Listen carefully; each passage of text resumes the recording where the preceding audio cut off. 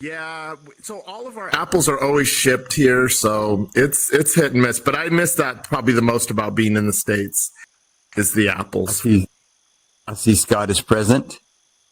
Oh, I'm sorry. Yeah, We're talking I think apples. he's working on something. Yeah, I was running a little late, just trying to get something working here. I think Scott knows to interrupt me at any time because I'll go forever. So he knows me well enough just to be like, "Okay, I'm ready." I basically fill time for a living. Oh, go ahead.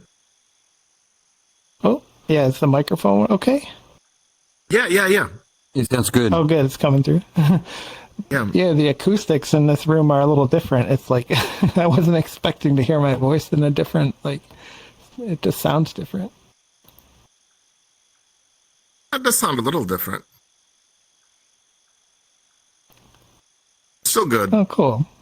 Yeah, I think all the equipment is up and running now. But yeah, sorry, it sounded like I interrupted something there. So it's just me rambling. Oh, no worries. all right. Well, yeah, good to see everyone. Welcome, Jimmy. Welcome, 10th Doctor. And yeah, looking forward to tonight. Let's see, I got started a little bit late because of the equipment, but yeah, ready to go here. So yeah, welcome to another episode of Love Letters to Star Trek The Next Generation, our 3-year mission to review each and every episode.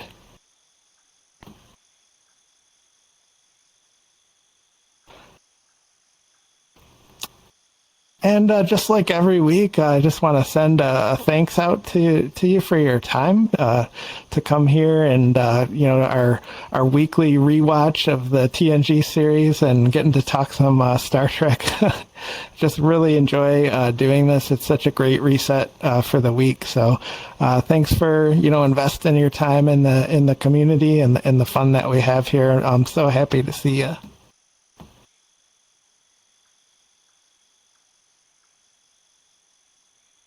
And this week's episode is going to be Journey's End. It's kind of a funny title, too, so close to the actual end of the series. But it's not the final episode, but it is close.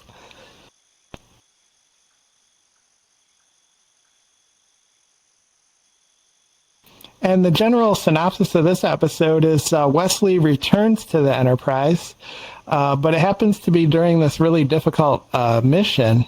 And he sort of surprises the crew with, kind of like this new attitude towards his duties and his friends. And welcome, Humble Dancer. So glad that you could make it in.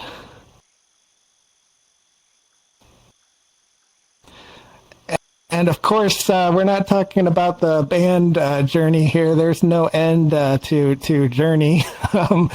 Back in the 90s when we lost the lead singer, Steve Perry, to, some illnesses and struggling to keep up with the touring schedule, Steve Alger took over for singing duties, and ultimately his voice gave out too. And then we got Arnel Pineda. And if you haven't seen YouTube videos of Arnel and him doing the lead vocals for Journey, he almost sounds identical to Steve Perry. It's really uncanny, and kind of a fun story. He got the audition through his YouTube video while he was singing in a Journey cover band, and the band was looking for a lead singer. Someone came across this YouTube video, and he got tapped on the shoulder and ended up becoming the lead singer of Journey. It's just such an amazing story.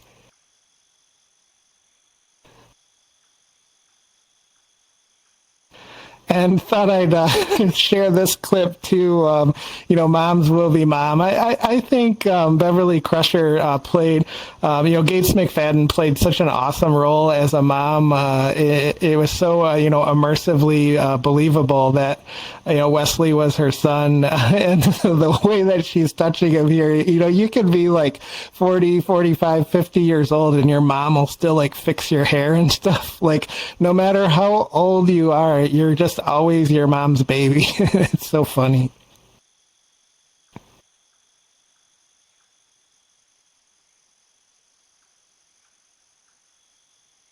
And there's an interesting little exchange in the very beginning of the episode. Admiral Nechayev comes back aboard the Enterprise and meets with Jean-Luc, and of course she became notorious for kind of giving the captain the riot act for having a plan to destroy the Borg and deciding not to pursue it. So the captain's trying to turn around the relationship and kind of make it more casual, and he sets out a spread with some charcuterie and cheeses and pastries, and it just goes to show the way to a person's heart is definitely through their stomach. And it's always nice to relationship build, in both a personal and a professional manner to try to keep a relationship there that's like a little bit more connected than just work.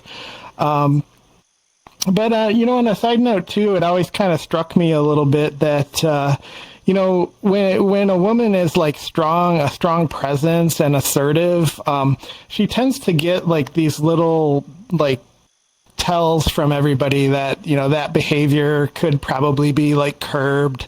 But when a man is like assertive and for lack of a better word, let's just say a jerk, like everybody takes this stance of like, oh, that's just the way they are. So I think when women talk about these kind of like messaging and they can get exhausted trying to explain like the feeling. I think this is kind of a good example of that, where Admiral Nechayev is kind of being encouraged like, hey, let's have a different decorum here. When she's just entitled as anybody else to be like her assertive self.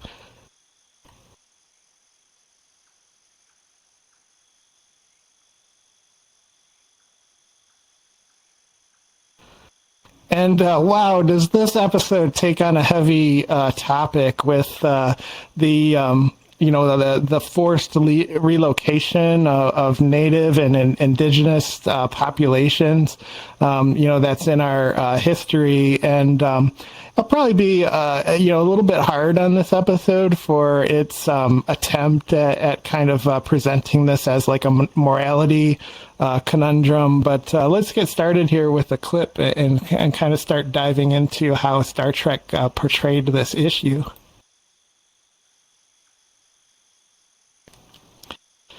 So there we have the captain kind of following the orders from Admiral Nechayev to come down and try to negotiate this relocation, a very sensitive topic. And, as you would expect, the people there do not want to leave. They don't want to, find another home. They had been searching for this place for ages. And one of the kind of let's jump into a little bit of the critical review of the handling of this episode is they kind of lean into these indigenous stereotypes, much akin to what we've talked about before with like the magical Negro, where you have these characters like Disney characters where the whole cast will be Caucasian, but then you'll have like this kind of mystical black figure that comes in and has this magic or this mysticism and these answers. So it's like you're not able to be a part of the story unless you have this kind of like utility or this specialized magic or something to drive the plot. And you'll also see it, with women too, where I think the trope is called like the magical fairy pixie girl or something like that, where, you have kind of this nerdy, like maybe down on his luck, protagonist, and, suddenly this kind of zany, young, beautiful, woman, comes into his, vicinity, and it's like her kind of like spice is what's been missing in his life. So these kind of tropey cliche characters, they really don't have any like self agency. They just sort of exist to kind of supplement the main characters or the main stories. And you get that a lot with the indigenous people in writing, and these Hollywood movies and TV shows are mostly written by white males, so they're only kind of through secondhand like writing the experience, and often kind of write these characters as in kind of servitude to the story that they're trying to tell. So there's kind of considered like three main stereotypes, which is like the vanishing Indian, which is this kind of older, kind of represents the kind of ancient culture, and they're trying to like live those values in the modern world. And then there's the noble savage, which is really close to the magical Negro, which is the person that'll take you on like the spiritual journey, the hot houses, and, finding yourself through sweat lodges and things like that. And then there's, of course, the bloodthirsty warrior, who's this Indian that's always ready to kind of fight for their life, for their rights. And I'll never forget, our good friend Ray, who, always mentioned that the movie Harold and Kumar Go to White Castle is like one of his favorite movies, because it was the first time he saw like Indian actors, represented as just normal people, like without some kind of, really strong Indian heritage or accent or playing that kind of a role. So in this episode, I think Star Trek is really guilty of kind of trying to tell this story from a white perspective through these indigenous stereotypes.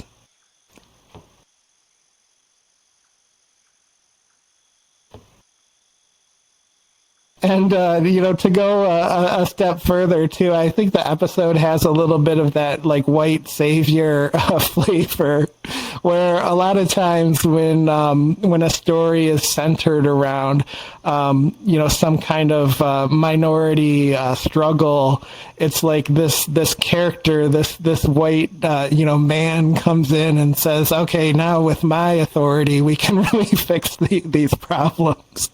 And you see this trope kind of, over and over again. I'm thinking of movies like The Blind Side, where the white woman adopts a young black male and he becomes like a football star. But in this case, we take it even a step further, where the indigenous person actually turns into a white guy. So I couldn't help but laugh a little bit during that scene. Although the intentions are good, I think if you're watching this from an indigenous perspective, I think these kinds of thoughts, cross your mind.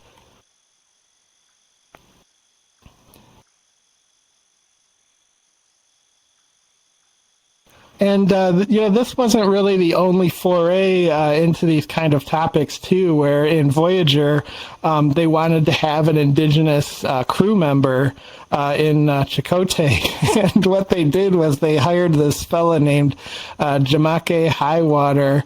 And he was a kind of self-professed, indigenous cultural heritage expert. And it turns out he ended up being a total fraud.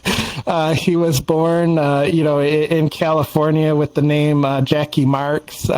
This might even be like allegedly. It's one of those things that like everybody knows it's true, but I don't know if it's ever been, proven by law or anything. But, he was born to, European descendant parents, and he ultimately admitted that he just portrayed this kind of indigenous persona so that he could get published. He couldn't find a way to get published any other way, so he started publishing these works of like Native American heritage, through the lens of a Native American.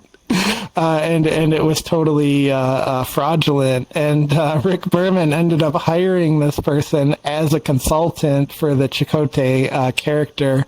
So if you ever notice when you're watching Voyager, a lot of Chakotay's like backstory is very, very heavily stereotyped because there wasn't an actual indigenous person guiding the character arc.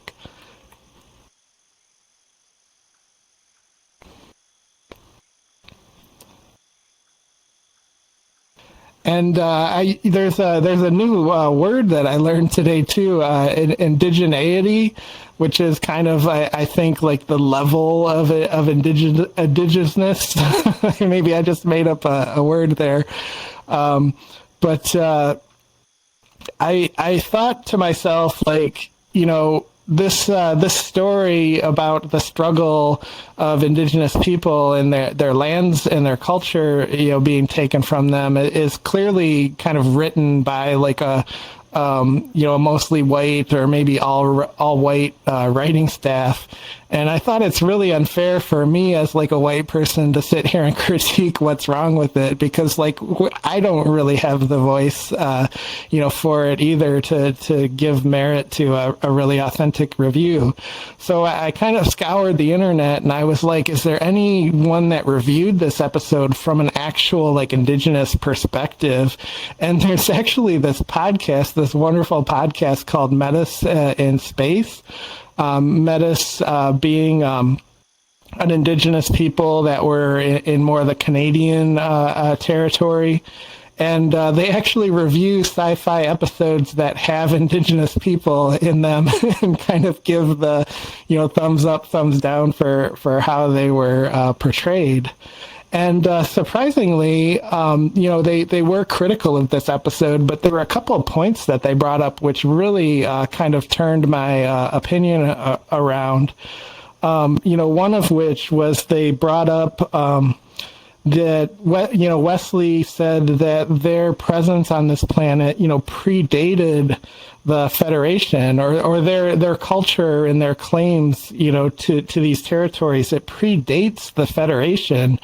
And, although that's historically like a well-known fact, like it's very rarely voiced like by a white person, let alone like on a primetime TV show. So they were really happy that someone actually voiced like we were here first, because it's such a central argument to what they fight for is, our laws and our culture are so much based on like ownership and the rights. And being there first is such an important part to that kind of legal ownership. And then yet you have these people who were here first. So it's like our whole system of laws and ownership like sort of falls apart when you back up to the point that these indigenous lands were taken. So they pointed that out as a positive. And I there was a couple more, the Pueblo Revolt of 1680, where in New Mexico, the Spanish they were revolted against and actually kind of kicked out of these territories.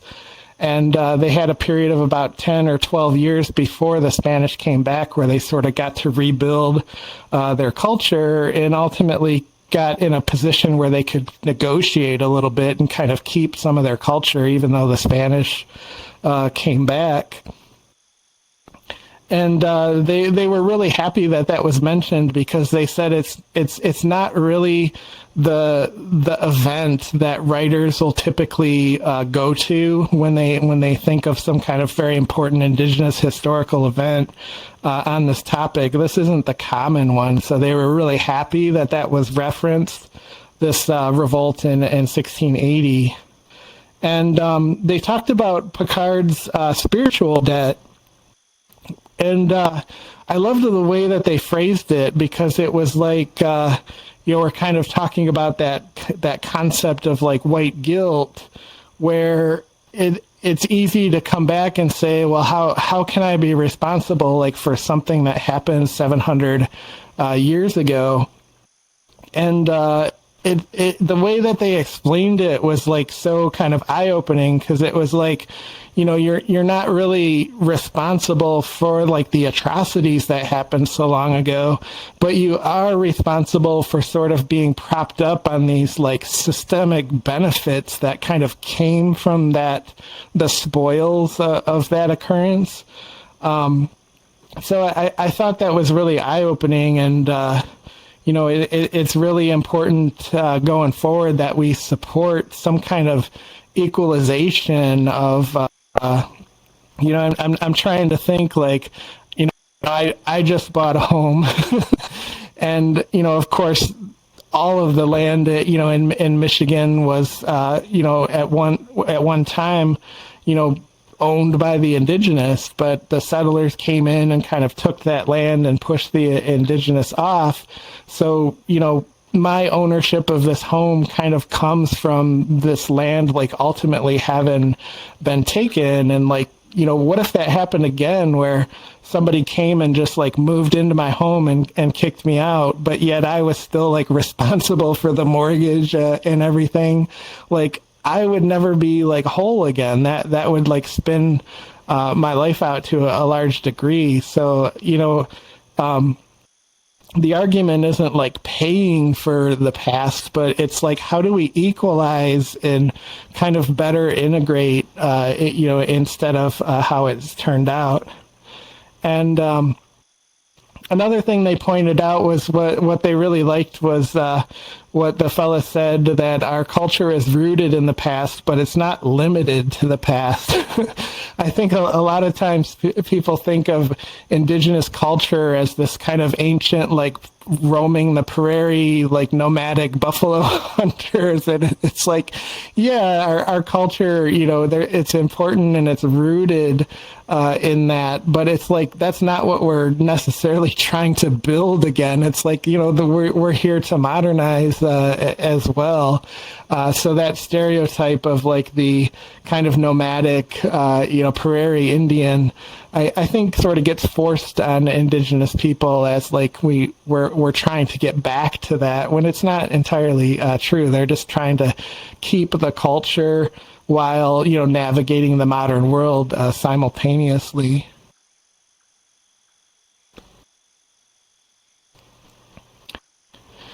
And they favored the ending too, where instead of following the orders of the state, that for the greater good, they that's such a kind of a buzzword dog whistle, that everything is done for the greater good.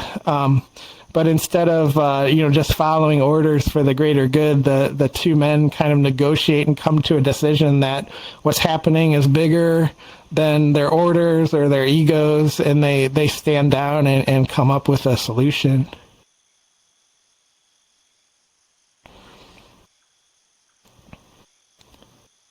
So at first I was kind of feeling really critical of this episode, because when they were going to take on the topic of the theft of indigenous land and forced relocation, I was kind of like, oh, because that's a really tough topic to do like well, to really tell the story in a respectful way.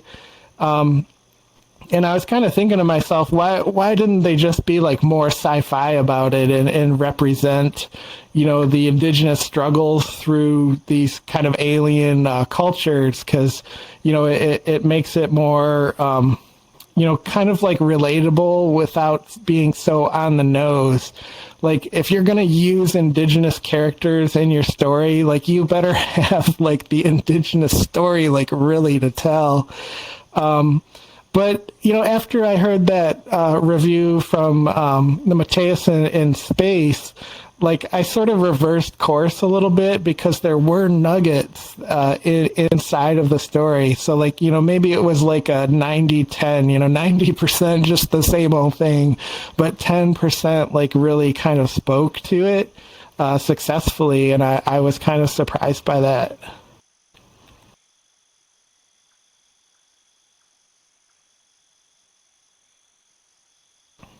And if I don't personally know any person, through one degree of separation. I don't personally know any indigenous people, but I do know somebody that advocates a lot, and they volunteer in the Educators in VR that meet on multiple platforms, but I think mostly Engage VR. And his name is Stands with Trees.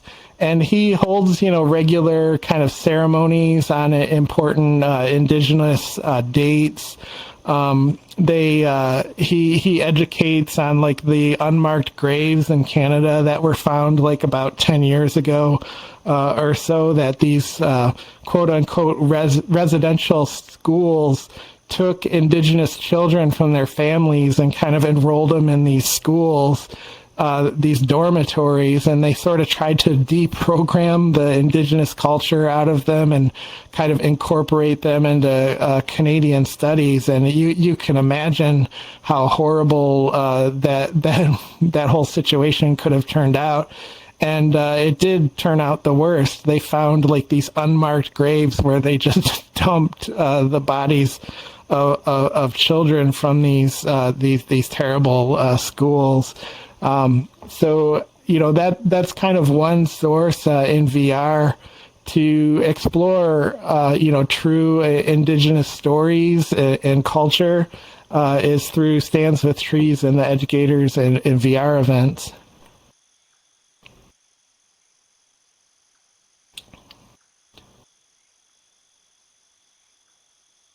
And kind of on a more personal note, I wanted to touch on Wesley's story, because his character's kind of arc completes in this episode. But the first thing I kind of noticed about the way the story's written is I thought Wesley's attitude was like a little bit too over the top. Like, if I had written the story, I think he would have came back with a little more like uncertainty or something, but he actually came back with like a really like kind of in your face attitude a little bit. So we see, some kind of out of sorts Star Trek here, where somebody's really copying an attitude in engineering. Yeah, so I'm kind of curious about the writing and the creative decisions there to make Wesley kind of like come back and be rude to the crew. It does have shock value, because it's certainly like out of character. But when I think of Wesley, like, he has this sort of core like kindness and helpfulness to him that I don't think was a product of like people's expectations. I really think it was like his core personality. So even though he's disenfranchised with this journey that he's taken through Starfleet and through the Academy, I don't know that he could necessarily be capable of this kind of like of this attitude, but I'm open to it, because also maybe there's something here to the way that it's played, which does have a lot more basics in fact, and we'll kind of talk a little bit more about that as we go here.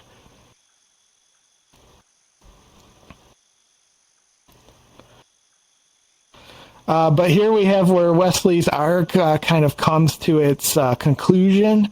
And I really like this scene, and I really like the way Wesley's story plays out. So let's watch the clip, and I'll kind of tell you my thoughts. So there we have the surprise moment, where it's revealed that it was the traveler that was taking him on this kind of spiritual journey. And I kind of love that. I love that they brought this kind of first season, or maybe it was the second season, character back into the fold, because they had that really bold statement about Wesley to Captain Picard that, he sees, time and thought and emotion and technology like the way Mozart saw music. And I'm so glad that the writers sort of decided to kind of close that storyline, because it's really interesting.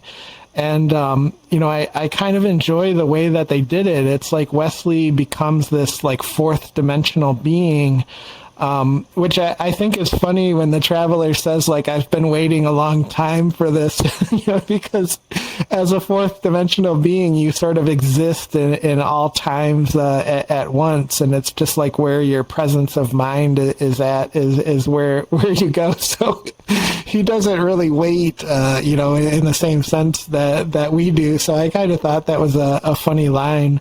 But I really love this idea that Wesley kind of transcends Starfleet and becomes this fourth dimensional being. And, I kind of love that there's these little kind of over the creek bridges between Star Trek and Doctor Who, and there's a lot of fun fan mashup theories where they consider the idea that could Wesley actually be a Time Lord in some way? Could he have some sort of relationship to that Doctor Who franchise and that storyline? So it opens up a lot of very fun intrigue between the two franchises.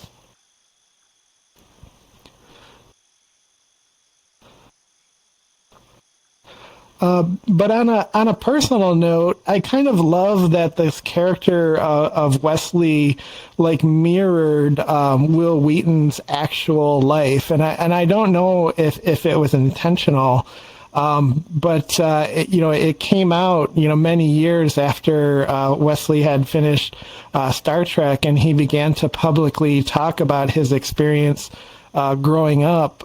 He was very much one of those child actors who his parents kind of controlled and worked to the point of abuse. And it's widely believed at this point that Will Wheaton's parents are actually diagnosable narcissists, and kind of did irreparable harm to Will Wheaton as he was growing up. His father was very emotionally and physically abusive, and his mom, like, he was sort of this kind of Pinocchio puppet to his mom to kind of put out on stage and earn the income for the family. And Will Wheaton in his interviews will talk about his experience, and that he actually vocally asked his parents, like, can I just be a kid? I don't want to keep going to all these auditions. I don't always like being on set and working these hours. and he,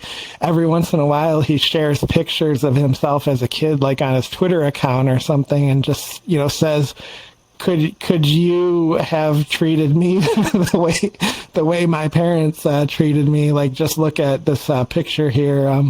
And I actually had one of those. It was called the Green Machine, but I think he's got a little bit scaled up version there, because mine had a plastic wheel, so you really had to pedal a couple of times to get a bite on the sidewalk before it would go forward. That one, I think, has a real bicycle tire, so I hope he got some hours in on that, because I really remember my Green Machine fondly. I have some experience being raised in a very emotionally unsupportive environment. So when Will Wheaton like started coming out about these things, it really like spoke to me. And because Will Wheaton, he was, I think I was 19 when this episode aired, when this Journey's End episode was on broadcast TV. And I think Will Wheaton is only like a couple of years older than that. So this whole journey through Star Trek: The Next Generation, I always kind of looked at Wesley Crusher as like my TV big brother. And I kind of always kept tabs on Will Wheaton, like as the person, as his career progressed. And, I kind of wonder if there was some of that, like seeing yourself in TV. Like he, at that time didn't speak about his upbringing, but, maybe you just kind of know each other. Like a kind of like a trauma radar or something.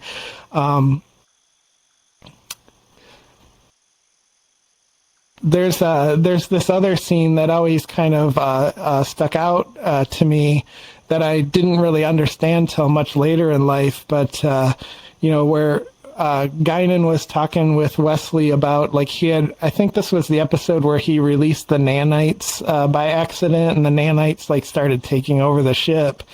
And she asks him before their conversation is done, like, do you think you're going to get a good score on your project? And he says, I always get an A.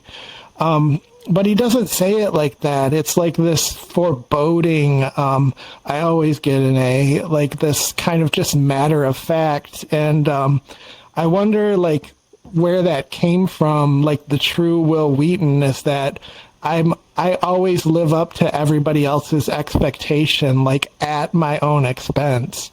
I think that's like the emotion that was coming out. And it always kind of struck me as something I wanted to understand more, because I always thought of getting an A as like something that was wonderful. Like, no matter how you achieved it, you got good marks on some project that you were doing. So to hear him say, I always get an A, like it was painful, like it really sparked my curiosity. And, later in life, I came to understand that's the life of, somebody kind of dominating your expectations in your life, and you feeling like you have to follow them. And it's just so grating on the emotions and the body. And it takes years and years, if not the whole lifetime, to recover from.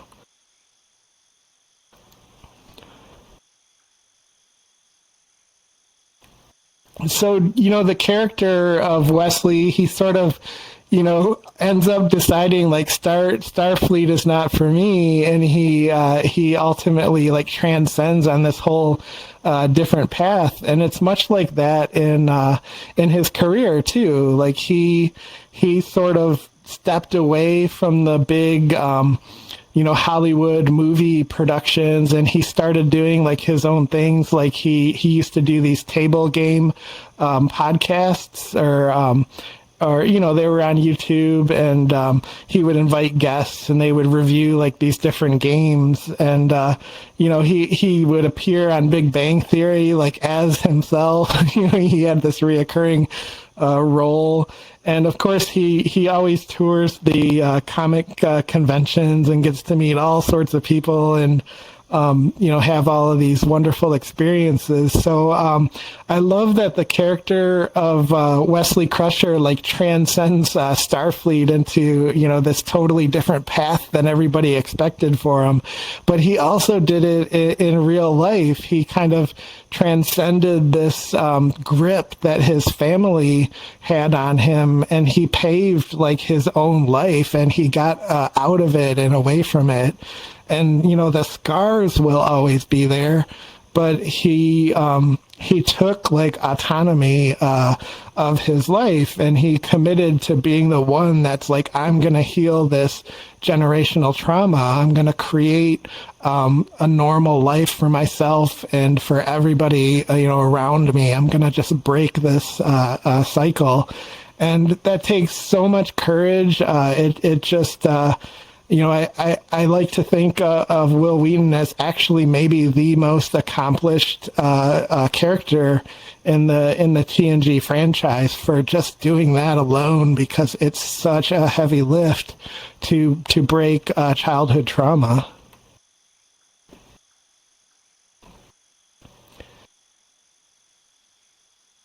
And he had a really personal influence on me. In my journey healing from childhood trauma was I had seen different counselors that would sometimes recommend, like, you need a medication to kind of just take the burden off for a little bit so you can stand back up again. And I was so stubborn. Like, I was like, if I take a medication, it's like cheating. Like, I've failed to heal myself because I'm sort of taking this shortcut. Like, this is how my mind operated, that if I ultimately take a pill to try to address, like, the way that I feel, it's like I'm throwing in the towel to this, personal goal of trying to overcome, what it is that I'm facing, that I'm really struggling to understand.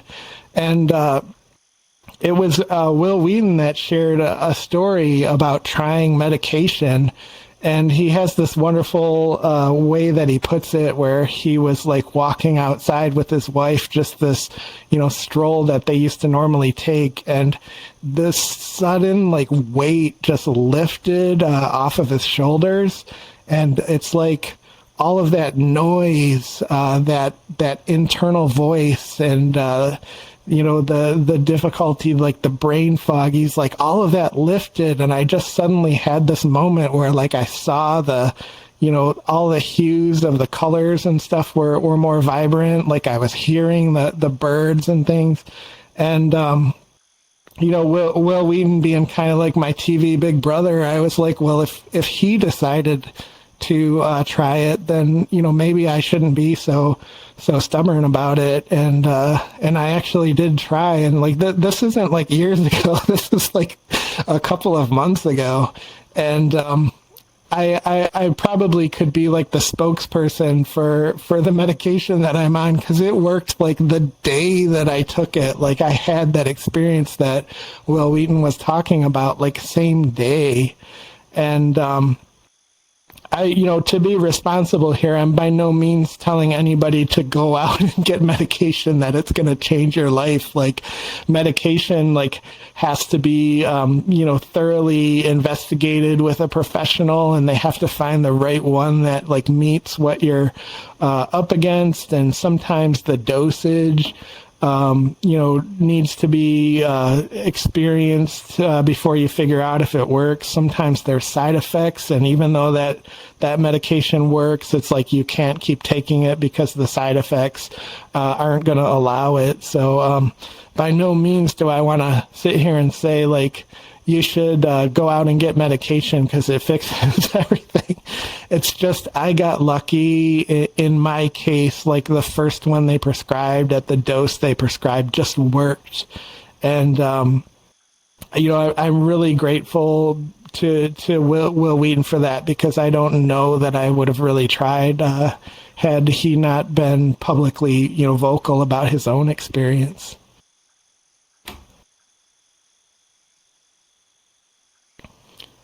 And there's so many parallels to Will Wheaton and Wesley Crusher, to the themes of Star Trek and the Next Generation series itself, because I think at the root of the series, the whole message is found family. Like, everybody on the Enterprise, Data, the Doctor, the Captain, Worf, like, they all sort of found this family on the Enterprise. They all had these difficult kind of backgrounds where, family was tough, with Geordi moving around a lot as he was a kid. But it also stuck, like, in real life. Like, these actors, they all, like, went to each other's weddings. Like, they know each other's kids. They still call each other. And, Will Wheaton wrote a book, and because of his estranged relationship now with his family, he actually got, like, a bestseller rating on his book. Like, it was a New York Times bestseller. And of course, like, he wanted to call somebody. Like, what do you do when you become a bestseller? You like call somebody, right? And he was like, I'd have nobody to call. But then he decided he was going to call his actor, friends from back in the Next Generation series. So like, they're still family. Like, to this day, they lived in real life the whole theme and message of the show. And that's one of the reasons I just think Star Trek is so timeless. And I think the character of Wesley Crusher is such a huge piece, a very underrated piece to that whole Star Trek puzzle.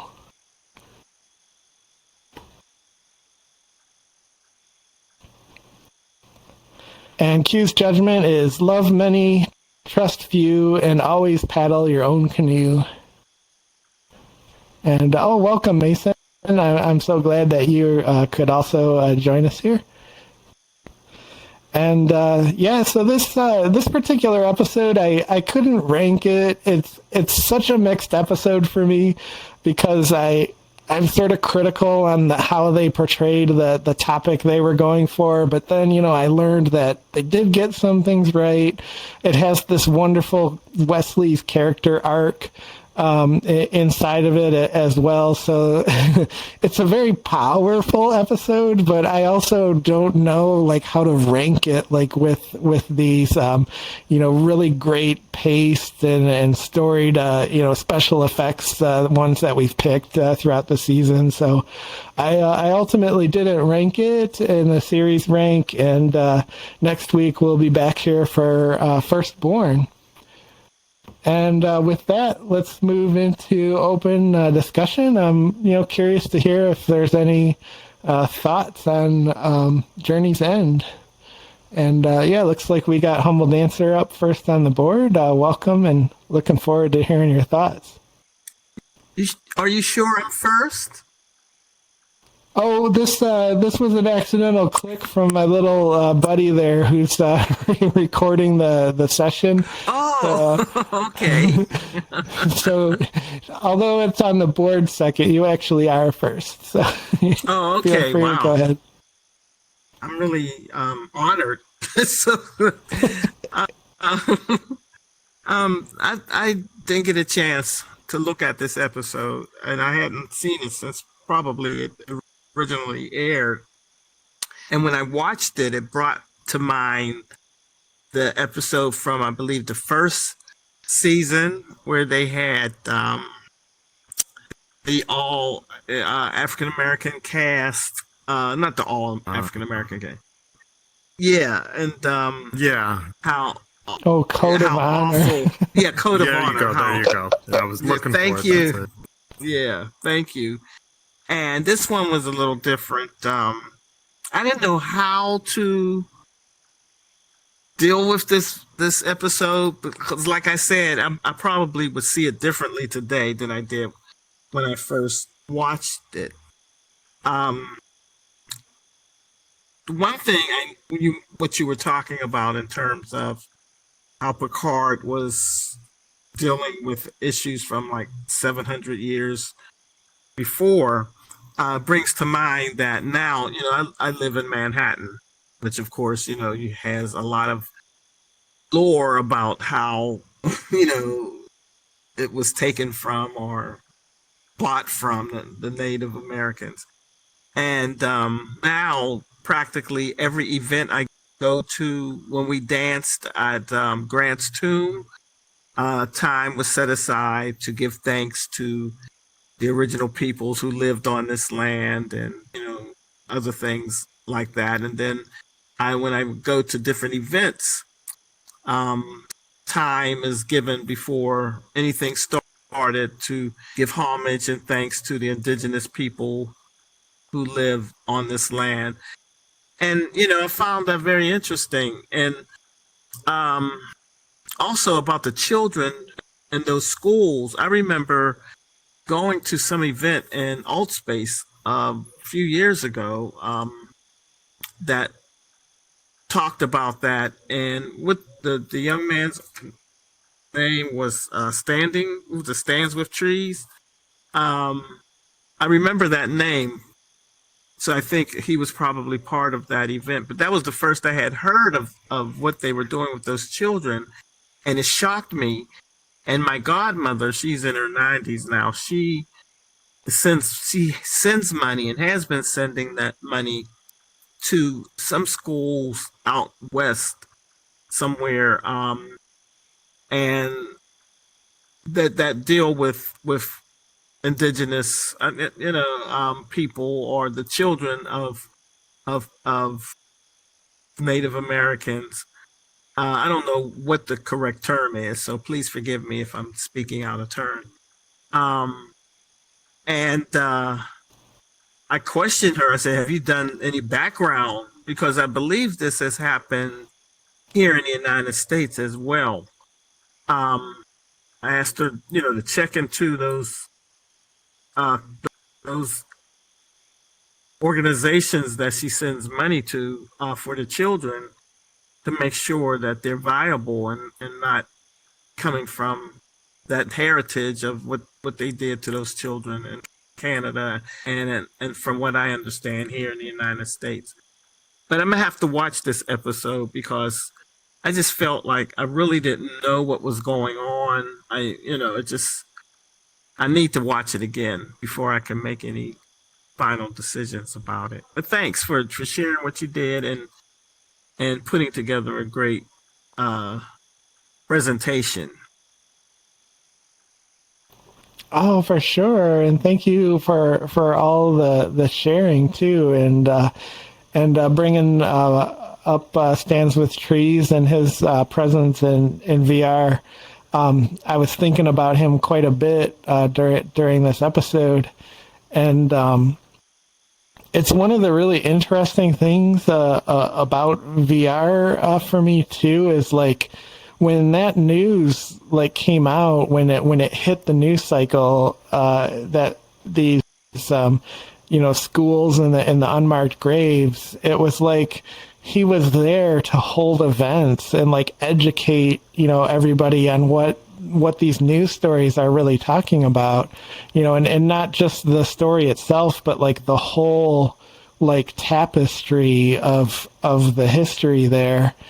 And it's interesting now in VR when we hear these news things, news comes and goes in the news cycles, but we now know people in VR because we have this wonderfully diverse connection to everybody. So it's really often that something happens and now we have somebody who can speak in first person to the issue, and it was through him that I learned about they call it themselves First Nation people in Canada, and that's wonderful too. I'm glad to hear that there's some money going to these organizations, trying to make things right. I do hope we have a really big push at some point in the future to try to help starting to reconcile some of these histories, because it's a really big gaping wound. And we could spend a couple of generations just trying to do some repair work in this country and in this hemisphere. And I would love to see it start.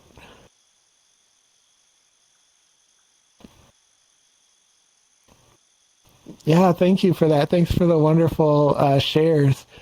And Sure. we got Jimmy up next. So I've got quite a bit. One thing, okay. Overall, I really didn't like this episode, just because of how the indigenous people were portrayed. They were dressed in traditional garb. They're not always going to be in traditional garb. I mean, it's not like we are wearing our Renaissance or our medieval clothing. We wear modern clothing, I grew up with an indigenous friend. His name was Michael Gurno, and he was 100% Chippewa. He was adopted by a Chippewa father and English mother, and it's not like he had any kind of broken English. He talked just like I did, and we would go out riding around or coming home and chilling the night with some Crown Royal and some rap music or whatever he wanted to. I mean, he was just a guy. And one of the things that really upset me about one of the scenes is when what you call the vanishing Indian, when he's speaking very normally, except when he goes to the window and tells Captain Kirk he doesn't understand. Then he gets this tone of voice where the mountains and the father, and it almost like it's going back to a spaghetti western portrayal of an indigenous person. He just takes on that whole theme of speech. And then when he comes back to the table, he's still, he's like regular Joe talking and everything. So I really didn't like that when they wanted to portray the closeness to the earth, the ancestral, that they totally had to change up the tone of his character to do that. I thought the Cardassians were very unexpectedly compromising, considering how they treated the Bajorans. It seems, I mean, yes, they did have to rise up to something a little bit bigger than their orders, but what is an indigenous person to a Cardassian, Just to them, they might view them as nomadic people, a vagabond that finally just kind of settled down. And I really think that Starfleet should have had the insight that the Admiral and Jean-Luc had. You would think that Starfleet, being the core and embodiment of humanity, would not overlook something like this. But of course, if they were Starfleet like I think they would be, then we wouldn't have a story. So there has to be some sort of conflict. And again, it's going to be Starfleet, unfortunately. Let's see. No. Oh, what you were talking about, living in Michigan, owning your land and having it taken away from you. I don't really think indigenous people had any kind of ownership over the land. I don't think ownership was a trait. I think it was just pretty much the land, and you went roaming on it.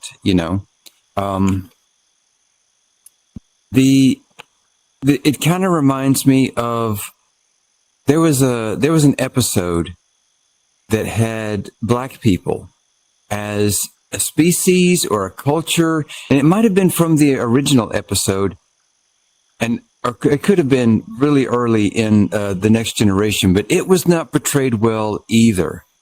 It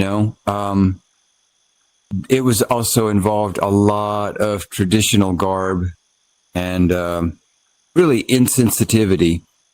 And you were talking about the donations to the Indians and funds, and it kind of reminded me of reparations with the black culture, because that they had endured slavery.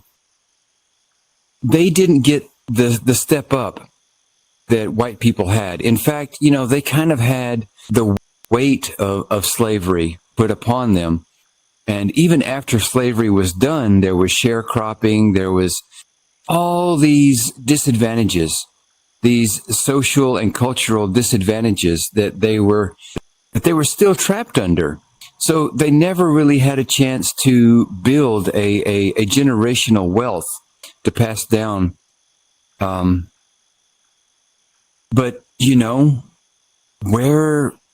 where does the money come from that they should have had? It's so, I mean, a lot of white people go, well, it wasn't me. I never owned a slave, but maybe some ancestors did. and some ancestors benefited from that. And individually, you could probably see it as unfair, but that's opening up a whole can of worms that probably has not found an answer to yet. One of the things I really like about Star Trek kind of getting it wrong about this episode is that you can see progress. And that's one of the things that I do love about Star Trek, is that it always pushes progress. So maybe in the 90s, when they had this all wrong, we can see now and look back on it and see the progress made. And even though Star Trek, it is a reflection of the hope that is there, that we're always making progress. And if there's any injustices still left in the world, it really gives me a light heart and hope that even that too will be tackled one day and shown to the light and set right. It's one of the things I love about Star Trek. Let's see. And I think that was all my notes. Yeah. The whole Wesley thing, I thought him having a bad attitude was just totally unnecessary to the story, to the whole plot. I really didn't see it as him having to have a bad attitude at the beginning of the show. I really didn't. But it was. I think Wesley's plot in this was a little underplayed. Thank you. Yeah, wonderful shares there. And I think that's an important discussion to have, too, is this, how do we get on a pathway to start equalizing this loss of generational prosperity? And, a lot of those arguments start out, well, it's like, where does the finance come from to begin that path? And I always kind of, this is where, like a conservative capitalist, they'll probably pile on me for my beliefs and values, but there is so much excess in this world. Like the value that, we produce as countries, on a yearly basis is staggering.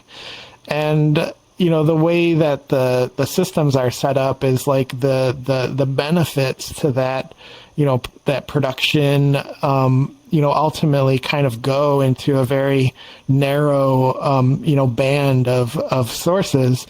And, it's not that I'm anti-capitalist. I understand the idea that if you add value to something, you're doing it to get a benefit, and then that benefit, kind of trickles outward to create the economy. But it's at what point, do you win capitalism?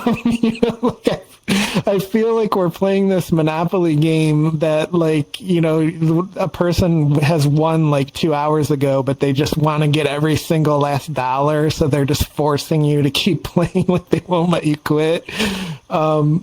Because, and a lot of people will argue against that, and typically they're the people that are benefiting from the way the system is. But I really think that we need to do better with, redistributing this giant excess that we do have as a people, as a culture, as a planet, and kind of directed in some more productive areas, because just this goal of just accumulating wealth, we've proven that you can win that game, but it doesn't necessarily really seem to lead to anything except somebody that has more power than somebody in the middle class could ever imagine. And so that's kind of my thoughts on it. Is I really think we could have that conversation and we could take steps, but there's just not a lot of political will there, because very influential people in the way that the system currently is will kind of stand in the way of that. But they won't just say no. They'll say the system is so beneficial for you the way that it is. They'll spin it. And that's where we're stuck. And you bring up a really great point, too, which is, here we are in Star Trek in the year like 2450 or something like that, and we still haven't fixed it. It's like, I agree with you that it seems like, wouldn't Starfleet with its values of diversity and justice have actually kind of, taken steps to try to rectify these histories? Is that something we're eventually going to do? So I think I appreciate this episode in the sense that it's sort of, even though there's no solution and it's always super awkward to try to make a story, especially when it's white writers, trying to portray an indigenous experience, but it does bring these topics out, and maybe that's the important part.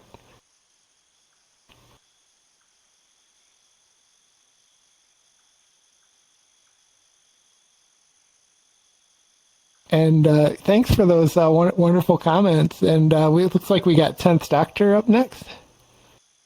Well, I have a whole lot to say, and I kind of feel like I should let Humble Dancer go. Because I don't want time to run out. I appreciate it, because I do have to leave, but I just wanted to say that when what you were talking about, Scott, in terms of doing something in terms of things that happened in the past, always look at time as linear going forward, and civilization has always done these things. Man has always done these things to other men and other cultures and other people, throughout history.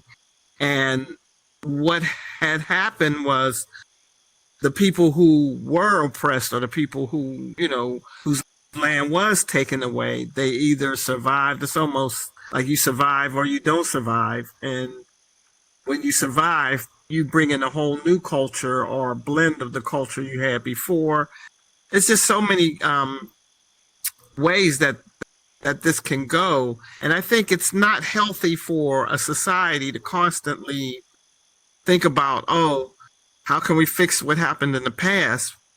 I think it's healthier to say, well, what can we do now to improve opportunities for everybody?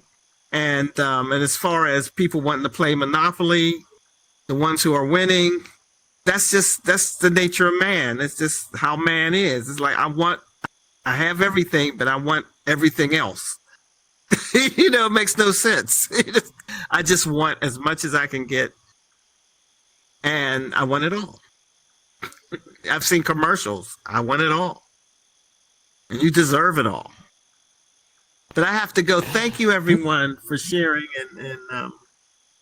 and real quick before you go, Humble Dancer. Sure. One of the things I wanted to touch on real quick is because we've discussed this before in the past about gambling and the grip that it has. Right. I also had, growing up, I was friends with a Native American, and not best friends, probably not as good as Jimmy was with his friend, but he was a really interesting person. It really opened my eyes to the situation. He really educated me. And I remember, I feel funny saying this, so I'm just quoting him. This isn't coming from me. But when people would constantly barrage him, well, how do you feel about what's happened to your people? His response was the most interesting response. He said, well, we got the greatest revenge we could ever get on the white man. And that's with casinos.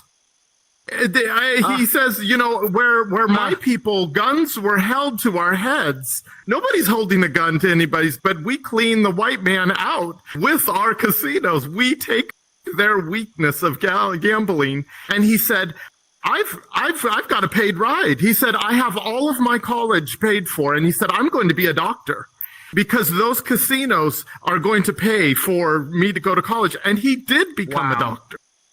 That just blew me away. So I just wanted to to kind of touch on that. Yeah, I'm glad you shared I that. said, yeah. Real quick before anything else, before you go, and in case Jimmy has to go too, I just wanted to really compliment you on. I loved what you said. You articulated it so well. How the cadence of the Vanishing Indian's speech changed when he went to the window. I always talk about how I see things totally different as an adult now as watching this as a kid, but maybe it was due to the fact of my friend. This episode really bothered me when I was younger, and I couldn't quite articulate it the way that Jimmy did. Jimmy did a great job. I couldn't quite place what was so off, and also what Scott brought to the attention. I did a little research on this episode myself, and they basically had a consultant that was a fraud. It felt very pandering, very patronizing. I was really bothered by this, and I was shocked when I saw Scott saying that it was one of his favorite episodes. I was like, wow, I cannot miss this class, but I didn't realize it was your connection with Will Wheaton more than the indigenous facts that they were. But again, I think this goes back to my friend.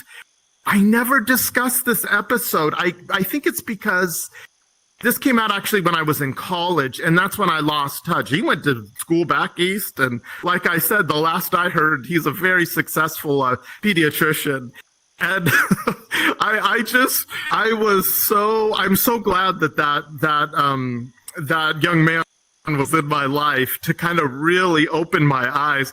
I remember when they would have him write things about what does President's Day mean to you. He would say things like, why don't we have a holiday for the indigenous people? I mean, after all, you robbed us of all of our land. We have these holidays for all these other things. He just was quite a force in my life.